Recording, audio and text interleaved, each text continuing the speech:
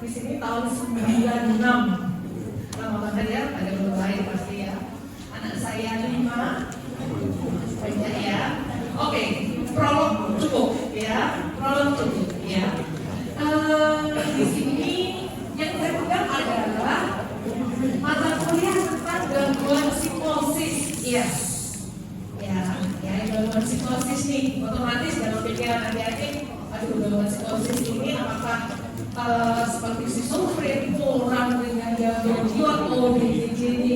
Kalau kita tahu bahwa internet sekarang sudah semakin naik ya, di sini makanya kita hanya mengetahui ODGJ gitu, tetapi kita nggak tahu teorinya seperti apa, ya. Dan ini adalah sesuai kompetensi adik-adik sebagai dokter umum, jadi harus menguasai, ya. Oke, ya gangguan psikosis. Kita tahu bahwa gangguan psikosis ini RPA-nya terganggu, rehabilitasinya ability-nya. Dia tidak bisa membedakan apakah ini sesuatu yang reality atau tidak, gitu ya. Oke, jangan berhenti tidak sampai jam 14.40-nya. Oke, nggak apa-apa ya. Oke, ya. Ada ruang di sini bahwa prevalensi gangguan jiwa berat, gangguan jiwa berat di sini. Tapi ini tahun 2013 lumayan banyak ya. Jadi kalau kita tahu di Kalimantan Barat sekitar 0,7 dan di DIY, wow, ini banget ya di sini ya, 2,7 dan rata-rata di Indonesia 1,7 itu saja tahun 2013. Belum mengalami pandemi COVID ya, seperti itu ya. Dan ini memang terjadi pada semua usia ya, entah itu dewasa muda, dewasa tua, seperti itu ya. Oke, ya. Sekarang yang harus kita bedakan antara psikosis dan neurosis ini. Ya, otomatis kalau kita orang yang ke psikiater pasti orang gila nih kayak gitu. Tapi harus kita tahu bedanya apa sih antara psikosis dan neurosis. Oke, itu ya. Yang pertama kita adalah ceritanya dari apa ini? Perilakunya. Ya. Ini sebenarnya tidak usah kita hafal ya, tapi kita nalami, kita bayangin nih orang-orang dengan gangguan jiwa yang memang dia benar-benar psikosis. Psikosis itu seperti schizofrenia kayak gitu ya. Tetapi kalau neurosis itu seperti apa dokter? Orang dengan depresi, orang dengan kecemasan seperti itu ya.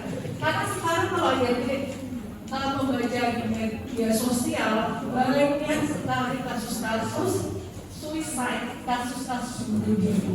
Ya, kalau kita pilih beberapa kenapa bisa terjadi suicide, otomatis ya karena depresi yang berkepanjangan ataupun mungkin ada sering kita dengar bipolar, kayak gitu kan? Ya sebenarnya bipolar itu apa sih? Ya di sini ya. Yang kita bedakan adalah psikosis dan neurosis. Yang pertama adalah pada perilakunya, ya perilakunya. Kalau pada psikosis di sini gangguannya terjadi pada seluruh aspek kepribadian dan tidak ada kontak dengan realita. Maksudnya apa? Karena dia ada halusinasi, dia mendengar suara-suara yang memang tidak ada wujudnya, sehingga dia tidak bisa membedakan ini nyata atau tidak nyata sih, gitu ya. Tapi kalau pada neurosis, pada depresi, pada cemas biasanya kita lihat orangnya normal saja, seperti itu ya. Tetapi kalau pada gangguan psikosis, karena dia tidak bisa membedakan, kadang kita lihat mukanya juga kelihatan afeknya itu sudah terlihat ya. Gangguan terjadi pada sebagian kepribadian, kontak dengan realita itu masih ada. Maksudnya apa dokter? Dia bisa membedakan ini sesuatu yang nyata, ini sesuatu yang tidak nyata. Yang kedua adalah pada gejalanya. Ya, pada psikosis di sini gejalanya bervariasi, ada halusinasi, ada waham, kadang-kala emosi terjadi terus-menerus. Apalagi pada pasien-pasien dengan psikotika. Ini kayaknya ada 1, 2, 3 aksi ya, tapi panas banget ya. Sempak ya. Gimana? Ya, Masya Allah ya. Apa ini? Spa ya?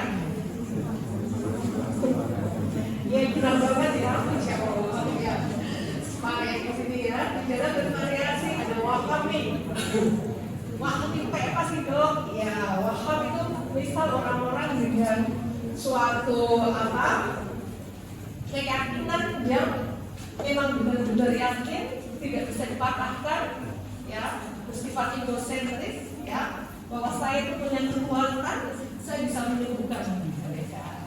Kayak Ponari ya. Dan dengan Ponari itu karena kita tahu bahwa pada masyarakat dengan pendidikan menengah ke bawah sudah ya.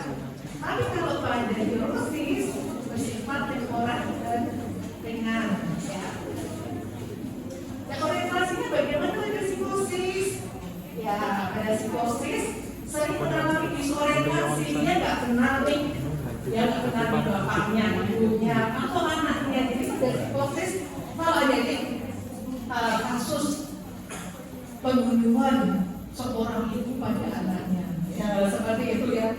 Oh, sekolah itu tega banget nih ibu ini membunuh anaknya. Tetapi kalau kita seorang psikiater di sini, kita harus melihat apa yang menyebabkan ibu ini apa itu membunuh anaknya. Apa ada halusinasi ini mending dibunuh aja, bukan anakmu itu tuh keturunan misal setan. Tapi itu karena ada halusinasi yang bersifat apa? Merinding, seperti itu ya. Jadi dia orientasinya pada terganggu. Tetapi kalau pada neurosis tidak atau jarang mengalami disorientasi. Insight-nya, nanti kalau sudah mengenal tentang status mental, ini pasti tahu nih. Insight-nya apa? Kalau pada psikosis, insight-nya belajar satu. Saya itu tidak sakit, yang sakit itu tuh yang mengantar saya itu sehat-sehat saja. Dia tidak merasa bahwa dirinya itu sakit. Saya itu nggak sakit, yang sehat itu, yang sakit itu malah dokter ini. Saya itu sehat-sehat saja. Jadi itu insight-nya belajar satu. Ya, kalau neurosis, ya apalagi pada neurosis, pada pasien-pasien neurosis sering self-diagnose. Karena apa? Ya bisa membaca di Google nih atau di informasi-informasi yang lain yang saya ini kayaknya bipolar nih, saya ada cemas, ada depresi, ya. Kok kayaknya gejalanya maksud itu ya. Tapi dia sadar akan sakitnya, gitu ya. Perilakunya membahayakan orang lain dan diri sendiri, ya. Ada pada pasien-pasien psikotik akut, ya. Psikotik akut dia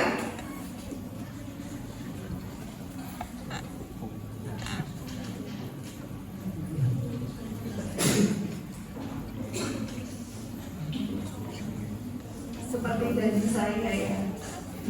Jadi dia maaf ya. Ini yang kelas apa ini? A ya? Oke, tak ke situ. Untuk tulis absen yang paling biasa. Saya kesana dulu sebentar ya. Karena ini ujian UKM PPG. Apa pengawas pusatnya ada? Ya, oke. Ini materinya dia. Nanti saya mari dong. Oh ya. Dapat.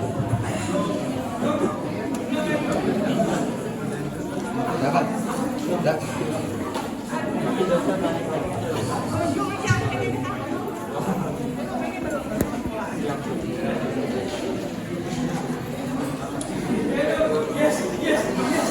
Bagaimana, judgement-nya bagaimana, dan insight-nya bagaimana.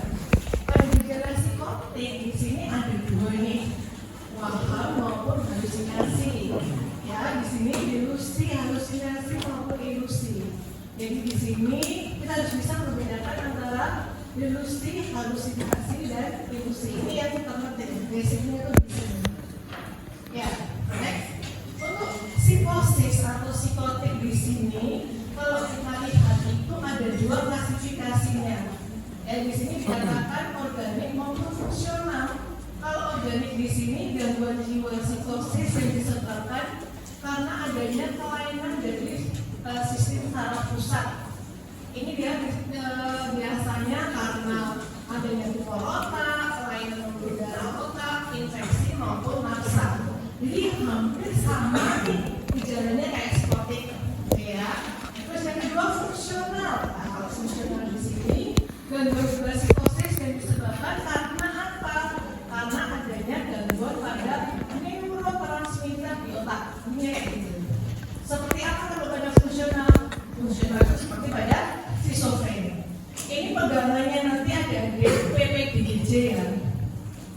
PPDJ. Ya, jadi nanti untuk psikiatri di sini buku pegangannya adalah PPDJ. Ya, di sini ya. Kalau dari misalnya apa nih? Delirium, ya, atau demensia. Ini dikatakan apa? Jadi gejala yang ditimbulkan, saya maksud organik, itu dia udah misal ada stroke, misal ada CKD, chronic kidney disease, ya di sini ya. Jadi di sini halusinasi yang ditimbulkan itu bukan karena halusinasi yang schizofren karena ada gangguan neurotransmitter, bukan. Tapi memang dia basicnya itu ada penyakit organik yang berat yang menyebabkan timbulnya halusinasi, waham. Nah, sedangkan kalau fungsional ya di sini ya, misalnya psikotik akut, schizofren, skizoafektif ya, dan lain sebagainya. Oke, kita masuk di sini adalah skizofrenia. Kalau bacanya skizofrenia ya di sini ya. Sering kita lihat ya pada skizofrenia ini sering ada film-film di dunia barat ini sering diangkat ini ya, karena apa? Karena kita memang diajak untuk maksudnya pada tokoh utamanya itu karena dia melihat dunianya itu sesuai dengan persepsi dia. Pada akhir film ternyata yang mengalami gangguan tokoh utamanya. Biasanya seperti itu ya. Biasanya film-film psikiatri seperti itu asiknya di situ. Ya di sini kita lihat skizo retak atau pecah, sedangkan frenia adalah jiwa atau pribadi. Jadi kita tahu bahwa di sini memang sesuatu yang tidak bisa kita lihat, tapi kita rasakan ya di sini ya. Pasti skizofrenia adalah seseorang yang mengalami keretakan jiwa atau keretakan kepribadian. Ya di sini ya, menurut PPDBJ 3 ya, adalah kelompok gangguan jiwa yang berat dan umumnya ditandai oleh distorsi proses pikir dan persepsi yang mendasar. Jadi di sini adanya gangguan pada proses pikir. Proses pikir apa? Oh biasanya bentuknya non-realita. Persepsinya apa? Oh biasanya ada halusinasi, ilusi, afeknya tidak wajar atau tumpul. Jadi pada pasien-pasien skizofrenia, afek itu kan sesuatu yang bisa kita lihat, khas banget. Afeknya itu tumpul, pandangannya kosong, gitu ya. Tidak ada perubahan afek, ya, tumpul.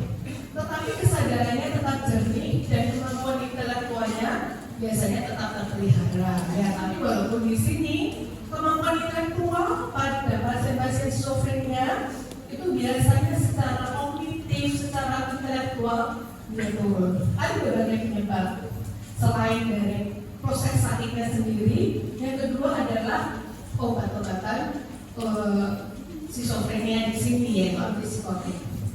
Ya, etiologinya belum diketahui etiologi yang pasti. Hipotesis yang paling banyak digunakan adanya gangguan transmitter sentral. Ya, di sini aktivitas apa yang meningkat? Dopamin sentral. Ya, di sini ya. Yang terpenting itu walaupun etiologi secara pasti belum ditemukan. Walaupun kita tahu pada pasien-pasien skizofrenia itu biasanya memang faktor genetik itu perannya besar banget. Ya, jadi kalau orang-orang tua dulu bilang bibit bebek bobot, ada benarnya juga.